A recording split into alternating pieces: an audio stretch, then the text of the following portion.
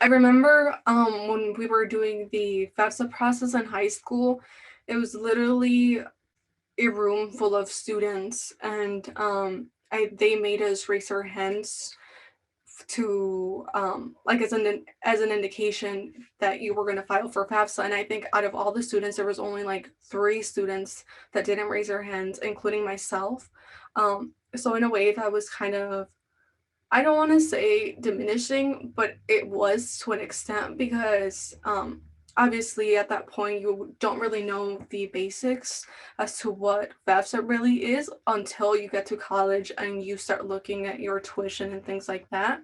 That for me was kind of just giving me a sense of really showing that there isn't really a fair system because we're all students trying to achieve higher education, and it's truly saddening to see that just because of your status you don't qualify for additional aid. So yeah.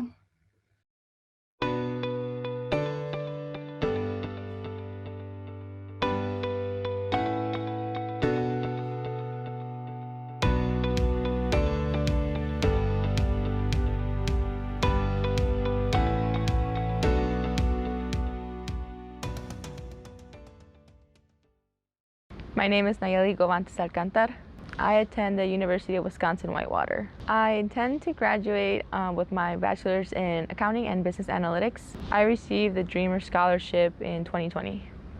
I am an undocumented DACA student. My name is Sarai. I'm currently attending Alverno College. I attended Alverno because of their really great nursing program. I received the Dreamers of Wisconsin Scholarship in 2020 this year. I am an undocumented student. Hi, I'm Erin Barbado. I'm the director of the Immigrant Justice Clinic at the University of Wisconsin Law School, where we represent people who are the underserved populations in Wisconsin who are seeking humanitarian relief under our immigration laws or who are facing deportation from the country. And over the past 8 years, I have worked a lot with people, our dreamers or people who are seeking DACA, and then have worked to support this community through the past administration while many of our dreamers and DACA recipients were worried about losing DACA as well as facing deportation. I was born in Cuernavaca, Morelos, and I came to the United States at 2 years old. Yes, I have to pay out-of-state tuition. I think it is a huge obstacle for many students and a form of inequality that at this day and age, many individuals still don't see as an inequality, but many other immigrant students tend to see this as a huge obstacle to not pursue a higher education. I think also out-of-state tuition has given me a lot more challenges as far as being able to focus more on my academics, being able to find more time for myself and mental health rather than having to focus on having to find the next way to fund my next semester. My current institution, I pay in-state tuition because it's a private school. I know different facilities work different ways, but in my perspective, I honestly did not know that there was such thing as in-state and out-of-state tuition. And I think this is a very important topic to address because for DACA students, it's going to be an additional cost. The career I decided to pursue is pretty expensive. So on top, I don't think maybe college would have been a possibility if I would have paid out-of-state tuition because my programming in terms of tuition, it increases every year. So I think that I would have struggled to pay, tuition and books, additional tools like stethoscopes, and then on top of that, obviously tuition. So right now in Wisconsin, the UW system does not offer in-state tuition to people with DACA, regardless of how long that they have lived in Wisconsin and regardless of how long their parents have lived in Wisconsin. In 2009 to 2011, there was a way for some undocumented students to receive, to pay in-state tuition in order to attend a UW school or college. That went away in 2011 under the Walker administration here in Wisconsin when he was a governor. So that being said, I think there is a lot of hope and a lot of faith that I have in the system that moving forward, we'll be able to work with our communities and with our legislature to create a way for people with DACA to have in-state tuition and have access to education in Wisconsin, just as they would if they were citizens. So in a probability, I can't give it an exact probability, but I think with the power of the people and with a movement in the right direction, there is hope that our dreamers and our DACA recipients will be able to access college by paying in-state tuition.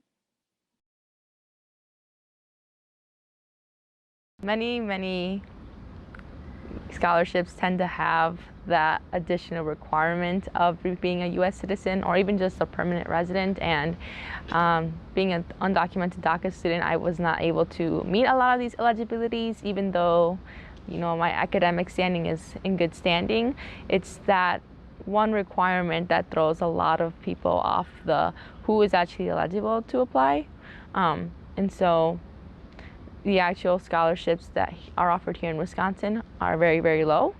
I don't see many scholarships like the ones offered through Dreamers of Wisconsin. I'd say that maybe there's an increase in scholarships in heavily populated areas with immigrants like California or, you know, Utah, Florida. But in Wisconsin, it's not always a topic that you're really well aware about, and so there's not much awareness on the topic or even just scholarships for the students here. This is my third year in college, and honestly, I've seen very few scholarships that do include DACA students. I think I know there's like 6 scholarships that I'm aware of, but that's besides like the 20th 30th scholarships that don't include DACA students. Dreamers of Wisconsin was definitely a blessing for me because I was able to pay off this semester.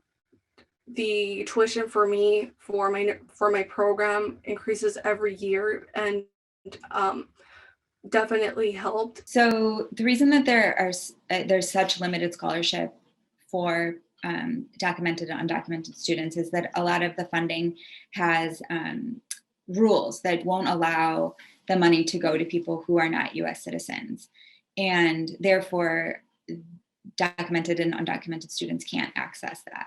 And so without additional funding from private sources that don't have those contingencies or those exclusions, they are unable to access that funding. And even if they were able to access a lot of private scholarships, the paying $55,000 to $60,000 a year will remain a barrier because a lot of the scholarships won't fund that much. So even if students with who have DACA or are undocumented can access private funding, it would be hard for them to access education when they're required to pay out-of-state tuition on an annual basis. In order for equity and fairness in our higher education system to be successful in Wisconsin, we need to allow undocumented and documented students to have in-state tuition if they meet the same requirements as people who grew up in Wisconsin, just regardless of their status.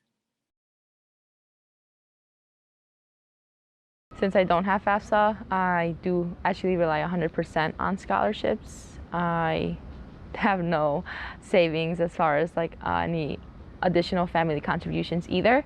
So having to actually plan semester by semester is really the only way I've taken. That means heavily doing my research on other opportunities as well as job opportunities, even if it's something that I'm not necessarily like always looking. I've been really blessed to actually find opportunities and get jobs here on campus and off campus. So that's really the only way I've been funding my education. Having FAFSA would actually just give me a sense of equity compared to my other students. I came to this university along with a lot of other peers that I graduated high school with, and the fact that we literally learned and went to every same class together, and then I come here and then have to pay out-of-state rate compared to them was a shocking surprise, but something that I've continued to try to work on. FAFSA would have made a difference because one, I wouldn't put too much stress on my parents, and then two, it's also it's not like a monetary concern as well. It's an emotional aspect because it's a constant reminder that you have to work a little bit harder, which is okay, but it's just kind of really underlying and highlighting that things are not as equal for students pursuing higher education with from all backgrounds, honestly.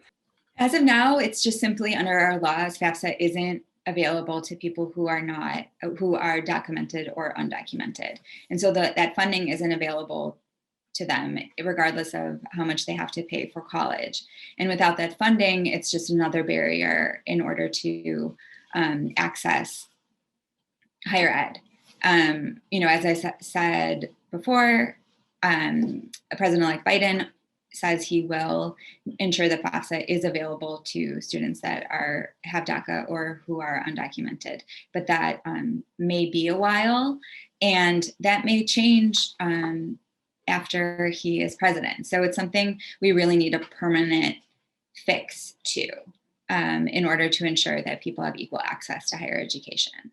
Dreamers of Wisconsin and UW Dreamers, these organizations are the future, in my opinion. And as an associate member of the board of Dreamers of Wisconsin, I have seen firsthand the bright, passionate, powerful people that are committed to providing a more equitable access to education in Wisconsin. And I believe the people of Wisconsin are good people. And I think the more people that understand these challenges, the more power we will have to move the needle to change the legislature and ensure that our young dreamers and DACA and undocumented students will have fair and equitable access to education. Thank you to Dreamers of Wisconsin for the incredible amount of support you provide to me in continuing my higher education.